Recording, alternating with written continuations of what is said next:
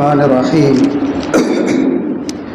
الحمد لله الذي لم يتخذ ولدا ولم يكن له شريك في الملك ولم يكن له ولي من الذل وكبره تكبيرا والصلاة والسلام الأتمان الأكملان على سيدنا وحبيبنا ونبينا وقدوتنا ومولانا محمد بن عبد الله وعلى آله الطيبين الطاهرين ومن تبعهم بإحسان إلى يوم الدين. أما بعد، قال الله تبارك وتعالى: أعوذ بالله من الشيطان الرجيم، بسم الله الرحمن الرحيم.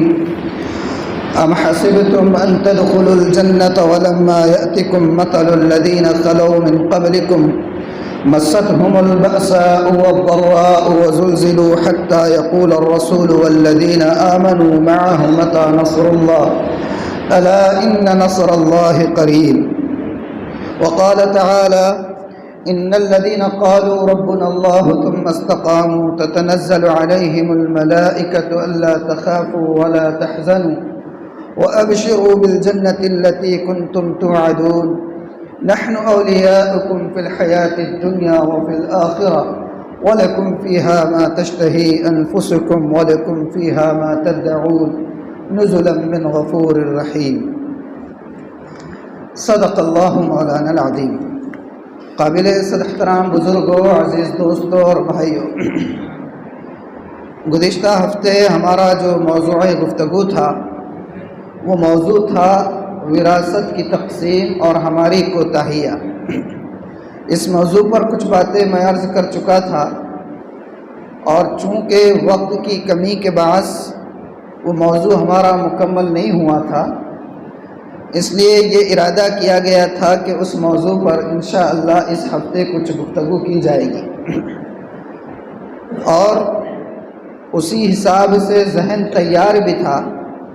لیکن گزشتہ دنوں ہمارے ملک کے اندر جو اتھل پتھل ہوئی ہے اور حالات نے جس طریقے کی کروٹ لی ہے اور مسلمانوں کے اوپر جس طریقے کے حالات آئے ہیں، میں سمجھتا ہوں کہ اس نے ہر درد مند دل کو سوچنے پر مجبور کر دیا ہے. لوگ خوف و ہراس کی کیفیت میں مبتلا ہے. تو مجھے یوں محسوس ہوا کہ اس جمعہ میں وراثت کی تقسیم اور ہماری کوتاہیاں کے موضوع پر جو گفتگو کی جا رہی تھی اس کو موقوف کیا جائے، اور آج کے اس جمعہ میں ان حالات میں مسلمانوں کو کیا کرنا چاہیے اس پر کچھ گزارشات رکھ دی جائے. اگر اللہ نے حیات مستعار دی اور اللہ کی توفیق شامل حال رہی تو انشاءاللہ وراثت کی تقسیم اور ہماری کوتاہیوں کے عنوان پر آئندہ جمعہ کچھ کہا جائے گا. اس وقت جو ملک کے حالات ہیں آپ جانتے ہیں کیسے چل رہے ہیں. ملک کے اندر نہ صرف مسلمان بلکہ اگر یہ کہوں کہ دیگر مائنارٹیز بھی اور اقلیتیں بھی وہ عدم تحفظ کا شکار ہے تو شاید مبالغہ نہیں ہو. اس ملک کے اندر مسلمان اور دیگر اقلیتیں وہ عدم تحفظ کا شکار ہے، اور تقریباً 20 کروڑ کی آبادی ہے مسلمانوں کی. کتنی آبادی ہے اس ملک میں؟ 15 سے 20 کروڑ کی آبادی ہے مسلمانوں کی اس ملک کے اندر. لیکن حیرت کی بات ہے کہ 20 کروڑ کی آبادی، اتنی بڑی تعداد میں مسلمان یہاں موجود ہے، لیکن کسی بھی حکومت کے کان کے اوپر مسلمانوں کے مسائل کو لے کر جو نہیں رہتی ہے نا. صحیح بات. کوئی بھی سیاسی تنظیم آپ دیکھ لیجئے اس ملک کے اندر جو سیاسی تنظیمیں کام کر رہی ہے، کسی بھی سیاسی تنظیم کے ایجنڈے میں اور ان کے ایجنڈوں میں کوئی مسلم مسائل نہیں ہوتے. بھئی انتخابی منشور پارٹیاں الیکشن سے پہلے پیش کرتی ہیں نا، انتخابی منشور پارٹیاں الیکشن سے پہلے پیش کرتی ہے. تو مجھے تو نہیں یاد پڑتا ہے کہ کسی تنظیم کے انتخابی منشور میں مسلمانوں کے مسائل کے حوالے سے کوئی وعدہ کیا جاتا ہو. کوئی وعدہ کیا جاتا ہے؟ بلکہ انتخابی منشور میں مسلمانوں کے خلاف کوئی اقدام کرنے کے وعدے ضرور کیے جاتے ہیں. بابری مسجد کو لے کر سے، طلاق ثلاثہ کو لے کر، یکساں سول کوڈ کو لے کر، مسلم پرسنل لا بورڈ کے مسائل کو لے کر کہ ان کو ختم کیا جائے گا، اس کے اوپر پابندی لگائی جائے گی، ایسا کیا جائے گا، ویسا کیا جائے گا، ان مسائل کو تو انتخابی منشور کے اندر ذکر کیا جاتا ہے، لیکن 20 کروڑ کی آبادی پر مشتمل نفوس مسلمانوں کے مسائل کو کسی بھی سیاسی پارٹی کے ایجنڈے میں جگہ نہیں ملتی۔ اور یہ بالکل صحیح بات، مبالغہ تو نہیں ہے نا؟ آپ کو لگتا ہے مبالغہ ہے؟ مبالغہ نہیں، بالکل صحیح بات۔ یہی حال جو ہے تقریباً ہے۔ مسلم جو ہمارے لیڈران ہوتے ہیں، بہت سے سیاسی افراد ہوتے ہیں، کسی پر ذاتی تنقید نہیں ہے، اور آج جو مجموعی کیفیت ہے وہ بتانا چاہ رہا ہوں کہ مسلمانوں کے جو سیاسی لیڈر اور رہنما ہوتے ہیں ان کا بھی حال کیا ہوتا ہے۔ اپنے اعلیٰ حکام کے ساتھ مسلم مسائل پر بات تو کرتے ہیں، لیکن ان کے بات کرنے کا انداز کیسا ہوتا ہے؟ اب میں کیا بتاؤں، میں آپ کو اکبر الہ آبادی کے شعر کے اندر بتلا دوں۔ اکبر الہ آبادی بہت مشہور شاعر گزرے ہیں، بڑے جو ہے طنز نگار تھے اور ظرافت نگار تھے۔ کیا تھے؟ ظرافت نگار، یعنی ظرافت مطلب، ظرافت سمجھتے ہیں؟ ظرافت کا مطلب ہوتا ہے باتوں باتوں میں ایسی بات کہنا کہ اس کے اوپر ہنسی بھی آ جائے لیکن کچوں کا ایسا لگا دے کہ اس کی مار کو، اس کے درد کو سہا بھی نہ جائے۔ ایسے ظریف تھے اکبر الہ آبادی۔ تو آج کے ہمارے مسلم لیڈران کا حال کیا ہے؟ ان کے شعر میں آپ کو بتا دیتا ہوں کہ قوم کے غم میں ڈنر کھاتے ہیں حکام کے ساتھ۔ قوم کے غم میں ڈنر کھاتے ہیں حکام کے ساتھ۔ رنج لیڈر کو بہت ہے مگر آرام کے ساتھ۔ رنج لیڈر کو بہت ہے مگر آرام کے ساتھ، بہت رنج ہے، مگر مسلمانوں کے مسائل پہ بات کرنا ہے، کیا کریں گے؟ ہوٹل اتیتی میں ایک میٹنگ، کیا کریں گے؟ تو بولے فلاں ہوٹل میں ایک میٹنگ، تاج ان میں ایک میٹنگ، 3 اسٹار اور 3 گریڈ ہوٹلوں کے اندر میٹنگیں کر رہے ہیں، مشورہ ہو رہا ہے، اور میدان میں نکلے تو کچھ نہیں ہے، کھانا کھائے، پارٹی کیے، ڈنر کیے، نکل ہو گئے مسائل حل۔ یہی حال ہے۔ تو کیا کہا تھا اکبر الہ آبادی نے مسلم قوم کے لیڈروں کے حوالے سے کہ قوم کے غم میں ڈنر کھاتے ہیں حکام کے ساتھ، رنج لیڈر کو بہت ہے مگر آرام کے ساتھ۔ تو بہرحال یہ حالات ہے، اس سے آپ بھی واقف ہیں، اور میں جو کہہ رہا ہوں تو کوئی نئی بات آپ کے سامنے نہیں رکھ رہا ہوں کہ یہ عمومی طور پر پورے ملک کے اندر مسلمانوں کے مسائل کا حال ہے۔ اور ابھی گزشتہ دنوں تو اچانک جس طریقے کا کریک ڈاؤن کیا گیا ہے، جیسی پکڑ دھکڑ کی گئی ہے، کوئی ثبوت نہیں، کوئی قانون نہیں، پہلی مرتبہ شاید، میری عمر زیادہ نہیں ہے لیکن اس محدود عمر کے اندر میں نے یہ دیکھا ہے یہ چیز ابھی کہ بغیر عدالت میں گئے ہوئے جو ہے تو گورنمنٹ اپنے طور پر پابندی لگا دے رہی ہے نا، ایسا بھی ہو رہا ہے۔ تو ان حالات میں لوگوں کے ذہن میں ایک سوال بار بار پیدا ہوتا ہے کہ بھئی ایسے حالات ہو رہے ہیں، کیا کرنا چاہیے، یا کیسا ہوگا، مسائل کیسے حل ہوں گے، مسلمانوں کے معاملات کا کیا ہوگا؟ کہیں سے کوئی بڑی تنظیم کے ذمہ داروں کی طرف سے کوئی جواب نہیں آ رہا، کسی کی طرف سے کوئی حمایت کی بات نہیں آ رہی، کسی کی طرف سے کوئی حل پیش نہیں کیا جا رہا، بار بار جو ہے کچھ نہ کچھ سوالات ذہن میں ابھرتے رہتے ہیں۔ مطلب آپ کے بھی ذہن میں ہے کہ بھئی یہ جو حالات ہو رہے ہیں اس کا حل کیا ہے؟ کسی کی طرف سے کوئی آواز نہیں آ رہی اور مسلمان ایک ڈری ہوئی کیفیت کے شکار ہو گئے۔ تو میں حل تو کیا بتاؤں گا، مگر قرآن و حدیث کی روشنی میں چند باتیں ضرور آپ کے سامنے رکھوں گا کہ ان حالات میں ہمیں کیا کرنا ہے۔ سب سے پہلی بات جو میں کہنا چاہوں گا وہ یہ ہے کہ حالات سے باخبر رہنا ہو۔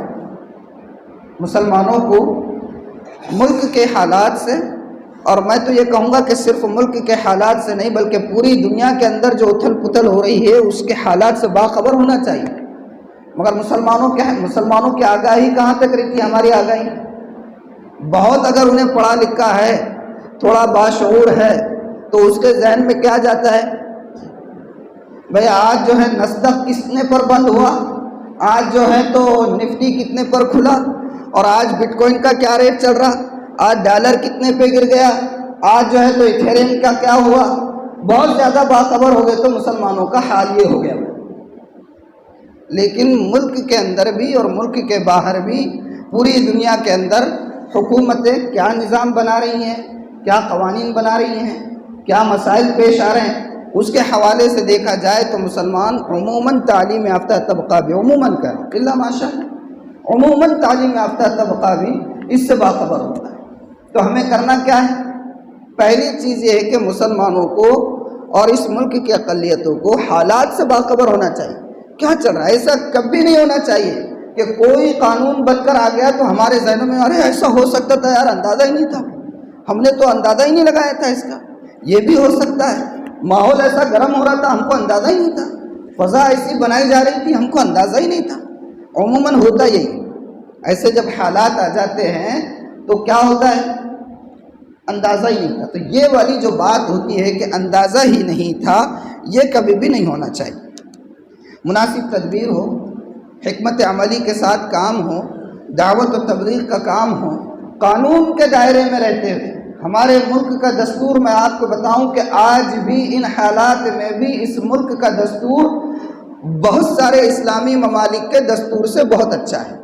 اس کا علم ہو، اس دستور کی روشنی میں ہم کام کریں، اس دستور کے حساب سے اپنے اختیارات کو استعمال کرتے ہوئے اسلام کو، مسلمانوں کو، اسلامی شعائر کو، اسلامی تعلیمات کو، اسلامی ثقافت کو مضبوط کرنے کا کام کر سکتے ہیں۔ لیکن ہمیں اس کی خبر ہو تک کریں گے تو سب سے پہلا کام حالات سے باخبر رہنا ہے۔ کیا کرنا ہے؟ حالات سے باخبر رہنا ہے۔ دوسرا کام کیا کرنا ہے؟ حوصلے اور ہمت کے ساتھ رہنا۔ ایسے حالات ہو گئے ہیں، یہ گزشتہ ایک ہفتے سے جن سے بھی ملو، تقریباً جن لوگوں سے ملاقات کرے، یار کیسے ہوگا مولانا، کیسے حالات آ گئے، کیا یار اچانک پکڑ لیے، یہاں سے اٹھا لیے وہاں سے اٹھا لیے، ایسا کر لیے ویسا کر لیے، ایسا لگ رہا ہے کہ بالکل اب قیامت قریب آ گئی ہے، کیا ہوگا۔ مسلمان کی شان یہ ہے کہ وہ حالات کیسے بھی ہو، کتنے ہی سنگین حالات ہو، ایک مسلمان جس کے دل میں واقعتاً ایمان راسخ ہو چکا ہے، وہ حالات سے کبھی بھی گھبراتا نہیں ہے۔ کیوں نہیں گھبراتا ہے؟ اس لیے کہ اس کے سامنے انبیاء کی مثالیں ہیں۔ ایسے ہی نہیں کہہ رہا ہوں، ایمان جو ہم کو عطا ہوا ہے وہ ایمان اگر آپ اور ہم حالات کا شکار ہو کر اس سے گھبرا رہے ہیں تو مطلب یہ ہے کہ پہلے آپ اور ہم اپنے ایمان پر کوشچن مارک لگائیں اور اس کے بعد اپنا جائزہ لیں اور پھر حالات کا تجزیہ کریں۔ کیا ہے انبیاء کی تعلیم؟ حضرت موسیٰ علیہ السلام نے بنی اسرائیل کو جب فرعون اور قبطیوں کے ظلم و استبداد سے نجات دلانے کی کوشش کی اور اس میں کامیاب ہوئے، جب ان لوگوں کو لے کر نکلے حضرت موسیٰ علیہ السلام، پورے بنی اسرائیل چل رہے ہیں، جا رہے ہیں آگے، جاتے ہوئے اچانک ایک مرحلہ ایسا آیا کہ سامنے بحر قلزم ہے۔ سامنے کیا ہے؟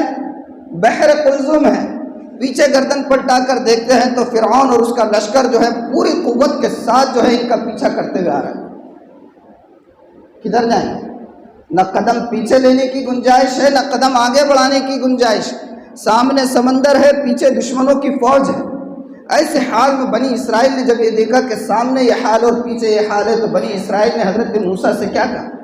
اِنَّا لَمُدْرَكُونَ، کہ موسیٰ تم نے تو مروا دیا ہم، اب تو ہم پکڑے گئے۔ اِنَّا لَمُدْرَكُونَ، اب تو ہم پکڑے گئے، سامنے سمندر ہے اور پیچھے جو ہے دشمنوں کی فوج ہے، اب کیا ہوگا؟ تو دیکھیے نبوی نسخہ کیا ہے۔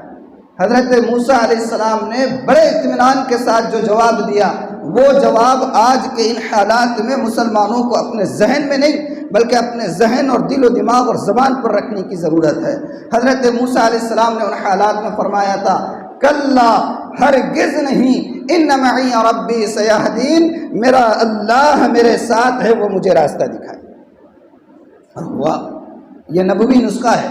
حالات کیسے ہی سنگین ہوں، مسائل کتنے بھی آپ کو یہ لگے کہ ان مسائل کا اب کوئی حل نہیں ہے، لیکن حل ہوگا اس وقت جب اللہ کی ذات پر یقین ہوگا۔ حضرت موسیٰ نے کہا ہرگز نہیں، تمہارا یہ سوچنا کہ ہم پکڑے گئے یہ غلط ہے، اس لیے کہ مجھے یقین ہے کہ میرا اللہ میرے ساتھ ہے اور وہ مجھے راستہ دکھائے۔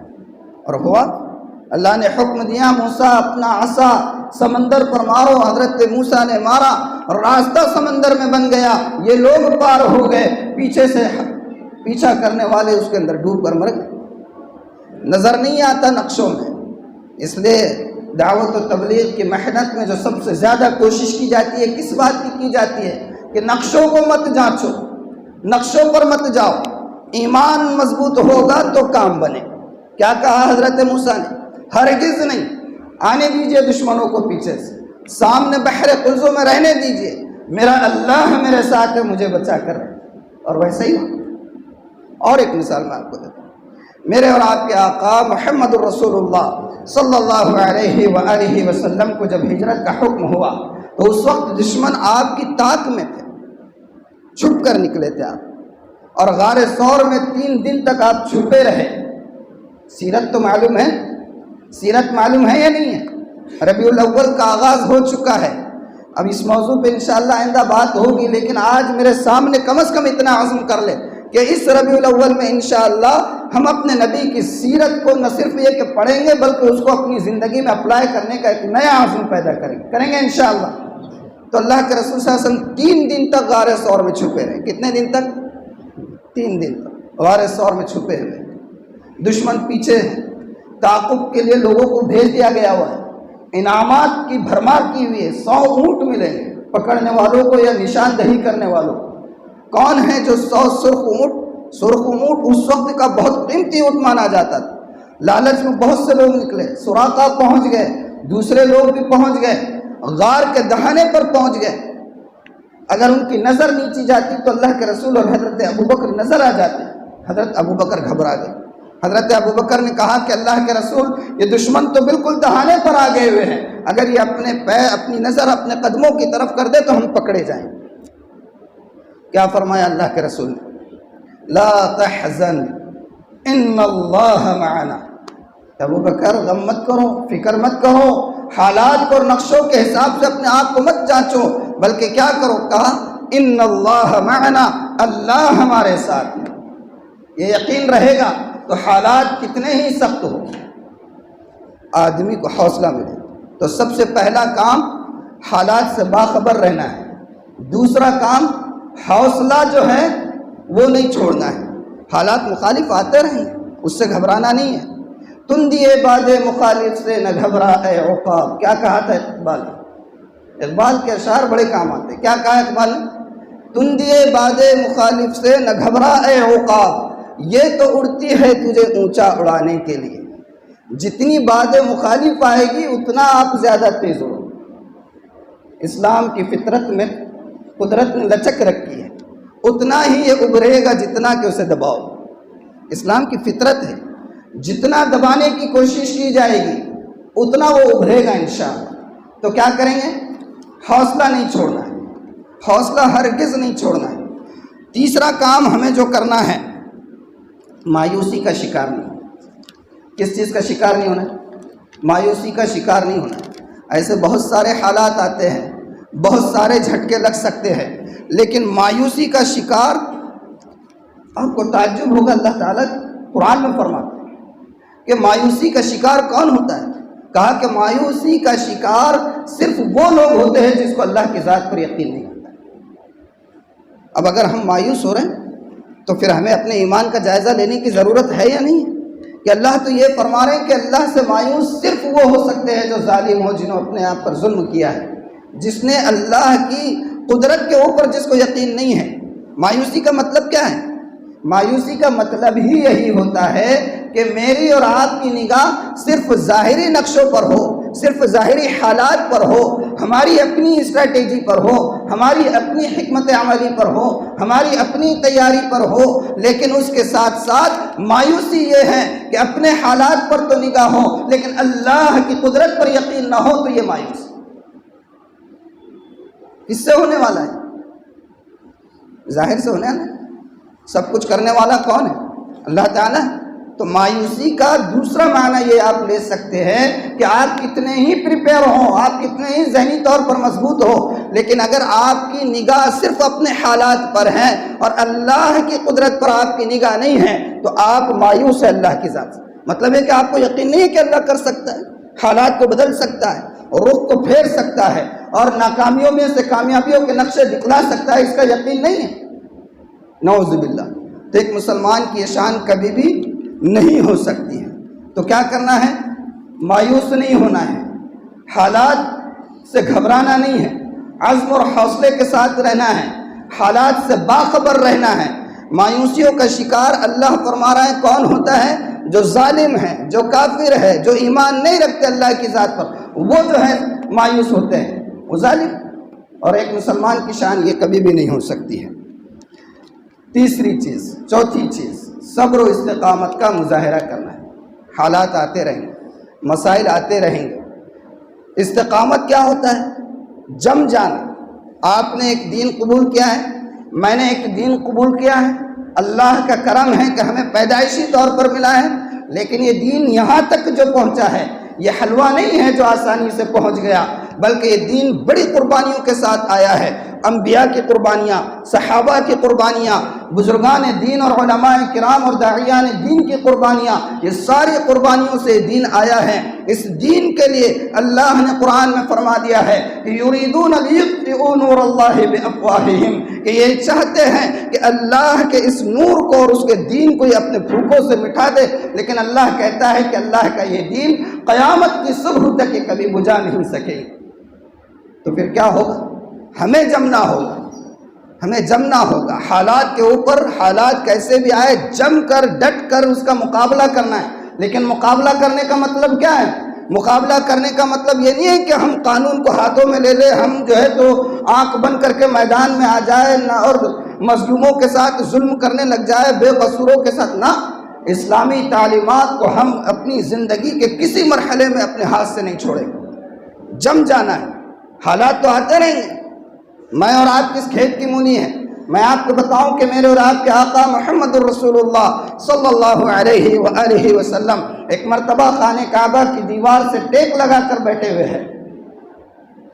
حضرت خباب رضی اللہ عنہ، خباب ابن عرط رضی اللہ عنہ، وہ اللہ کے رسول کے پاس آتے ہیں اور آ کر سوال کرتے ہیں۔ اس وقت کے حالات بڑے ناگفتہ بھی ہیں، مسلمانوں کا عرصہ حیات تنگ کر دیا گیا تھا، لوگ ہجرت کرنے پر مجبور ہو چکے تھے، بہت سے صحابہ حبشہ کی طرف ہجرت کر چکے تھے۔ جو لوگ جن کا خاندانی پس منظر اور بیک گراؤنڈ جن کا مضبوط نہیں تھا، ویسے لوگ ظلم و ستم کا شکار بنائے جاتے تھے، لوگ پریشان تھے۔ ویسے ماحول میں حضرت خباب اللہ کے رسول کی خدمت میں آتے ہیں اور آ کر یہ کہتے ہیں الا تستنصر لنا یا رسول اللہ، اے اللہ کے رسول کیا آپ ان حالات میں بھی اللہ سے ہمارے لیے مدد نہیں مانگو گے؟ الا تدعو لنا یا رسول اللہ، اے اللہ کے رسول کیا ان حالات میں بھی آپ اللہ سے ہمارے لیے دعائیں نہیں کریں گے؟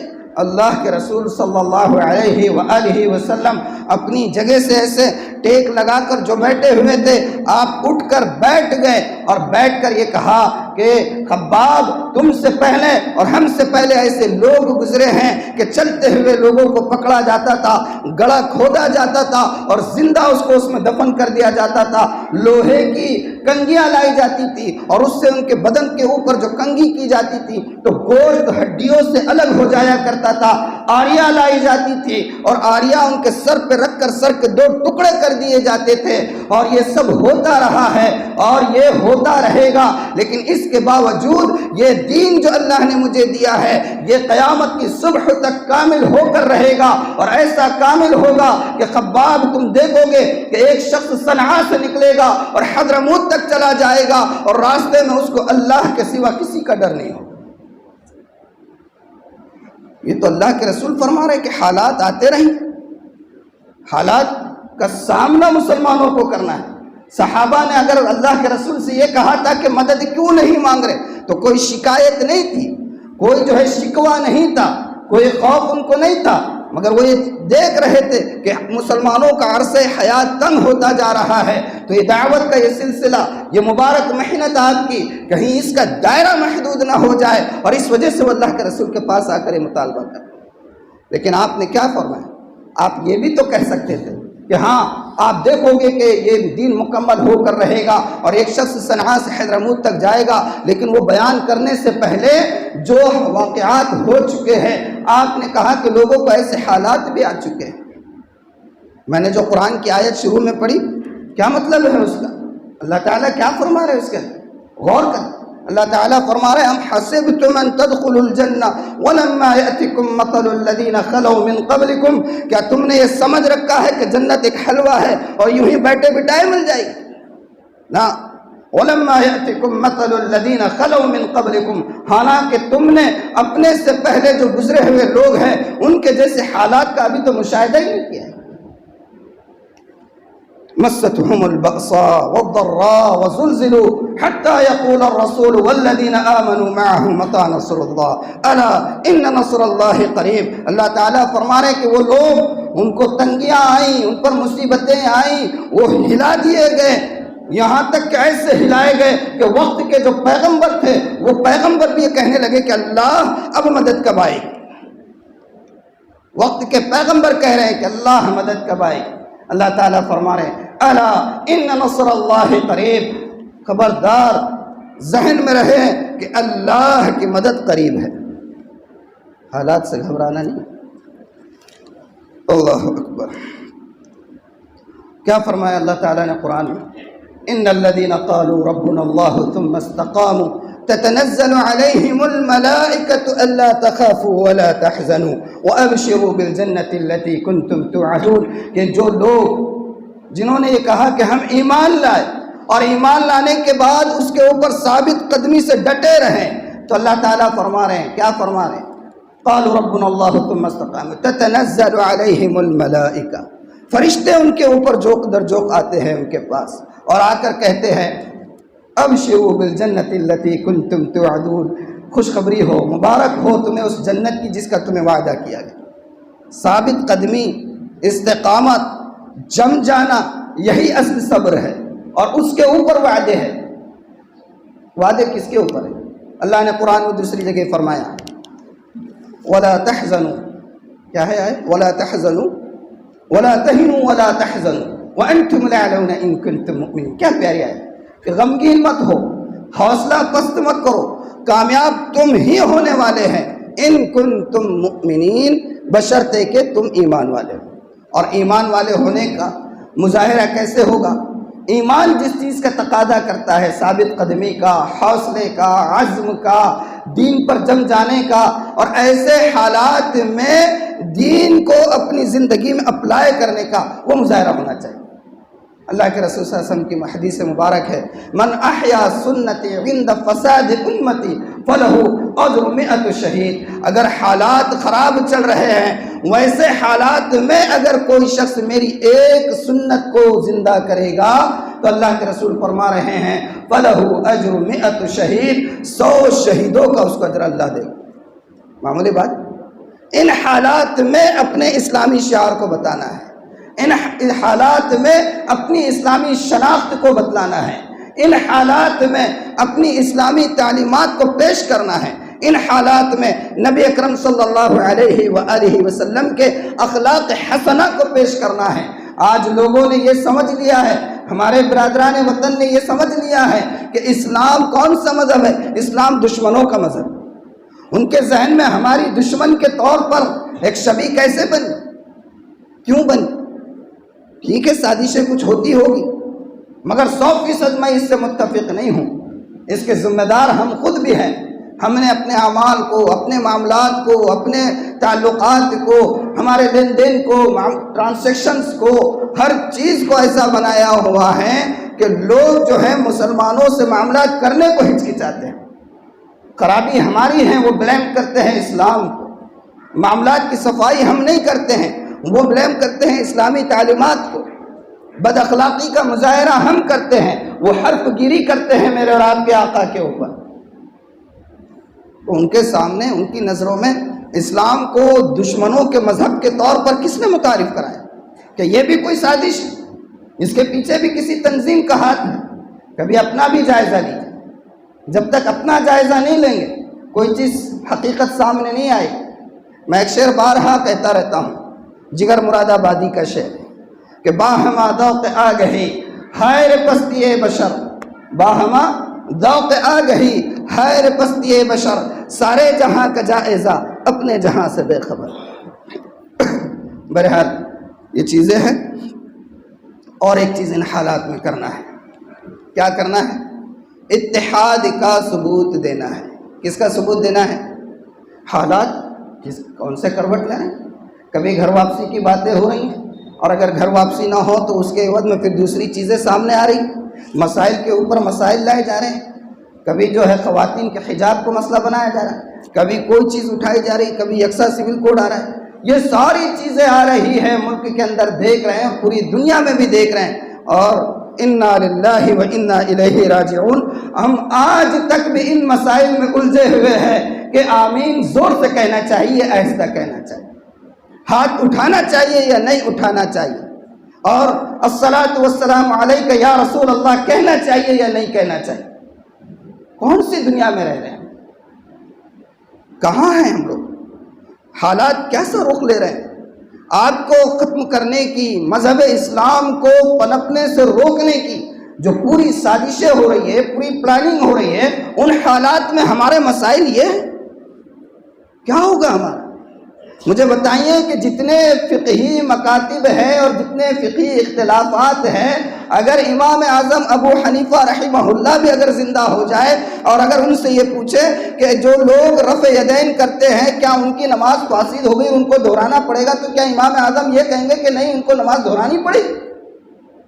کیا ابن تیمیہ رحمہ اللہ اگر زندہ ہو جائے اور ان سے کوئی یہ کہے کہ جن لوگوں نے رفع یدین نہیں کیا ہے تو کیا ان کی نماز دہرانی پڑے گی، تو کیا ابن تیمیہ رحمہ اللہ یہ کہیں گے کہ ہاں نماز دہرانی پڑے گی؟ عجیب ہماری ترجیحات ہے، عجیب ہمارے ذوق ہے. اس کو ذوق ہی کہنا چاہیے. میں بہت ہوش و حواس کے ساتھ یہ لفظ ذوق استعمال کر رہا ہوں. یہ ذوق ہے، یہ چسکا ہے، یہ نشہ ہے. دینداری نہیں ہے، دین کا غلبہ نہیں ہے، دین کا جوش نہیں ہے، یہ ذوق ہے. ذوق لفظ سن لیجیے آپ، کیونکہ دینداری ہوتی تو دینداری زندگی کے اندر آتی، دینداری ہوتی تو دینداری معاملات میں آتی، دینداری ہوتی تو دینداری معاشرت میں آتی. یہ چسکا ہے، یہ نشہ ہے، یہ ذوق ہے، کوئی دینداری نہیں. حالات کروٹ کون سے لے؟ حالات کیسے بنائے جا رہے ہیں؟ ماحول کیسا بنتا جا رہا ہے؟ اور لوگ مسائل بھی پوچھنے آتے تو ایسے ہی مسائل پوچھتے، یہ کرے تو کیا ہوگا، وہ کرے تو کیا ہوگا، دبویا مجھ کو ہونے نے، نہ ہوتا میں تو کیا ہوتا، کچھ نہ ہوتا تو خدا ہوتا. یہی حال. اللہ حفاظت کرے. تو آج عزم کر لے کہ مسلمان اسلام کی وجہ سے ایک کلمے کی بنیاد پر، ایک اللہ کی بنیاد پر، ایک رسول کی بنیاد پر اور ایک کتاب کی بنیاد پر ہم ایک ملت ہے. مسالک کی بنیاد پر ملت نہیں ہے ہم. کیا آپ کو یہ لگتا ہے کہ ہم مسالک کی بنیاد پر ملت ہیں؟ کون ہے ایسا بتائیے؟ اس میں سے کوئی ہو تو ہاتھ اٹھائیے، ذرا دیکھیں وہ کون شیر دل ہے جو یہ سمجھتا ہے کہ مسالک کی بنیاد پر ملت ہے. نہیں. تو پھر ہماری ترجیحات ایسی کیوں ہوگی؟ کیوں نہیں سمجھ رہے؟ تو ان حالات میں اتحاد کا مظاہرہ کرنا ہے. کس چیز کا مظاہرہ کرنا ہے؟ ایک مسلمان، اگر اللہ کے رسول نے فرمایا کہ مسلمان کی مثال کیسی ہے؟ وہ پورے جسم کی طرح ہے. اگر ایک جسم کے کسی حصے کو اگر تکلیف پہنچتی ہے تو اس کی وجہ سے پورا جسم جو ہے وہ تکلیف میں آ جاتا ہے. آتا ہے نہیں آتا؟ اگر کسی کو شوگر ہو جائے، خدا نہ کرے، معمولی سی اگر زخم بھی آ جائے اور انگوٹھا کاٹنا پڑے تو کیا اس کی آنکھ نہیں روتی؟ کیا اس کو دل میں تکلیف میں نہیں محسوس ہوتی؟ کیا جو ہے وہ بے چین نہیں ہو جاتا ہے؟ تو مسلمان کی مثال ایسے ایک جسم کی طرح ہے. اگر ایک کو تکلیف پہنچے تو دوسرے مسلمان کی آنکھ میں آنسو نظر آنا چاہیے، تبھی تو سمجھ میں آئے گا کہ یہ اللہ کے رسول کا امتی ہے اور دوسرے امتی کی وجہ سے پریشان. ہمارا حال ہے تو کیوں نہیں مار پڑے گی؟ مجھے بتائیے کیوں نہیں یہ حالات آئیں؟ فائدہ کس چیز کا اٹھا رہے ہیں؟ ہمارے انہیں اختلافات کو اٹھایا جا رہا ہے.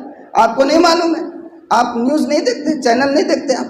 کیا آپ نے نہیں دیکھا کہ الگ الگ مکاتب فکر کو لے کر میٹنگیں کی جاتی؟ کبھی صوفیوں کے ساتھ جو ہے تو ہمارے سربراہ جو ہے ملاقات کر رہے ہیں، کبھی جو ہے بوہریوں کے پروگرام میں الگ سے جا رہے ہیں کمیونٹی کے اندر، کبھی کسی کمیونٹی کے اندر الگ سے جا رہے ہیں. بھائی آپ من حیث القوم اپنے آپ کو پیش کرتے، من حیث الملہ اپنے آپ کو پیش کرتے، من حیث الشریعہ اپنے آپ کو پیش کرتے، تو کیا مجال تھی کہ الگ الگ ٹکڑیوں کے ساتھ الگ الگ ملاقاتیں ہوتی؟ سمجھنے کی ضرورت. ان حالات کا تقاضا ہے، اس کو سمجھے. ان حالات میں اتحاد کا مظاہرہ کرنا ہے. کیا کا مظاہرہ کرنا ہے؟ اتحاد کا. اچھا ایک بات بتاؤں میں آپ کو، مسلمانوں کی تعداد اس ملک میں کتنی؟ میں شروع میں بتا چکا ہوں. کتنی ہے؟ تقریباً 20 کروڑ کی آبادی ہے. اور آپ کو یہ سن کر حیرت ہوگی کہ اس وقت دنیا میں جتنے عرب ممالک ہیں ان کی اگر مجموعی آبادی کی تعداد دیکھی جائے تو صرف بھارت کے مسلمانوں کی آبادی کے آدھی تو چھوڑ دیجئے 1/4 میں بھی نہیں آتی، چوتھائی بھی آتی نہیں ہے۔ عرب ممالک پورے جتنے ملا دیے جائے ان کی جو آبادی ہے، ان کی آبادی اگر بھارت کے مسلمانوں کے سامنے اس کو کمپیئر کیا جائے تو 1/4 آبادی ہے صرف پورے عرب ممالک کی۔ مسلمان بھارت میں 20 کروڑ ہیں، اور جب دوسرے ملکوں میں کبھی حج عمرے کی سعادت آپ کو نصیب ہوئی یا کبھی امپلائمنٹ کے طور پر یا کسی بھی طریقے سے ابروڈ جانا ہو، اور ابروڈ میں دوسرے ملکوں کے مسلمانوں سے اگر گفتگو ہو اور ان سے یہ کہا جائے کہ وہاں پر ایسا قانون بنایا جا رہا ہے، بھارت میں ایسے مسائل ہیں اور ایسا ایسا ہو رہا ہے، تو وہ لوگ حیرت کرتے ہیں۔ 20 کروڑ کے مسلمان اور اتنے کمزور، حیرت اور آنکھ کھل جاتی ہے۔ کیوں ہے یہ سب؟ 20 کروڑ کی آبادی ہے، لیکن میں یہاں ممبر کے پاس بیٹھ کر کہہ رہا ہوں، اگر میں غلط کہہ رہا ہوں تو آپ مجھے ابھی ٹوکیے، کیا یہ بات حقیقت نہیں ہے کہ 20 کروڑ کی آبادی تقریباً 20,000 ٹکڑوں میں بٹی ہوئی ہے؟ تو کمزور تو ہونا ہے، مسائل تو آنا ہے، قوانین تو بننا ہے، ریزولوشن تو پاس ہونا ہے، پھر شکوہ اور شکایت کیسا؟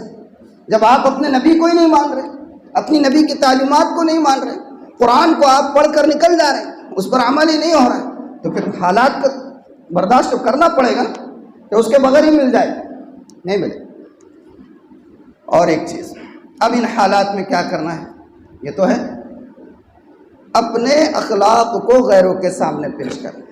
میرے اور آپ کے آقا محمد رسول اللہ صلی اللہ علیہ وآلہ وسلم کی تعلیمات کا عملی نمونہ بن کر لوگوں کو دکھانا ہے۔ آپ یقین مانیے، میں اس سے پہلے بھی یہ بات کہہ چکا ہوں کہ اس پورے بر صغیر میں یہ دین و اسلام کی جو رحمت اور اس کی جو برکت اور یہ نور جو اس ملک کے اندر اور پورے بر صغیر میں آیا ہے، یہ کن لوگوں کے ذریعے سے آیا ہے؟ مدارس کے ذریعے سے نہیں آیا، خانقاہوں کے ذریعے سے نہیں آیا، دعوت و تبلیغ کے ذریعے سے نہیں آیا۔ اللہ کے بندو، کان کھول کر یہ بات سن لو کہ اس ملک میں اسلام پہلی مرتبہ جب آیا تھا تو عرب تاجروں کے تجارت کو دیکھ کر اور بزرگان دین کے اخلاق کو دیکھ کر آیا تھا۔ آج بھی اگر ہم یہ چاہتے ہیں کہ اس ملک کے اندر اسلام پوری قوت کے ساتھ پنپے اور پوری قوت کے ساتھ پروان چڑھے تو ہمیں اپنے معاملات اور اپنے اخلاق کا مظاہرہ لوگوں کے سامنے کرنا ہوگا۔ رسمیات کے جال میں بن کر کبھی کسی کا فائدہ نہیں۔ میں یہ نہیں کہہ رہا ہوں کہ کوئی کام غلط ہے، خانقاہی نظام غلط ہے، مدرسوں کا سسٹم غلط ہے، دعوت و تبلیغ کا نظام غلط ہے، نہیں، سب برحق ہے، سب صحیح ہے، لیکن کام کرتے کرتے رسمیات کے جو پابند ہو جاتے ہیں پھر آگے نہیں بڑھتے۔ عملی نمونہ دکھانا ہوگا۔ زبان سے کہہ بھی دیا لا الہ تو کیا حاصل، زبان سے کہہ بھی دیا لا الہ تو کیا حاصل، دل و نگاہ مسلمان نہیں تو کچھ بھی نہیں۔ بدلنا ہوگا اپنا، کریں گے انشاءاللہ۔ اللہ تعالیٰ عمل کی توفیق عطا فرمائے۔ آخری بات اور سب سے اہم اور بنیادی بات، ان حالات میں اب جو ہے یہ وقت آ گیا ہے کہ ہم اپنے تعلق کو اپنے رب کے ساتھ زیادہ سے زیادہ مضبوط کریں۔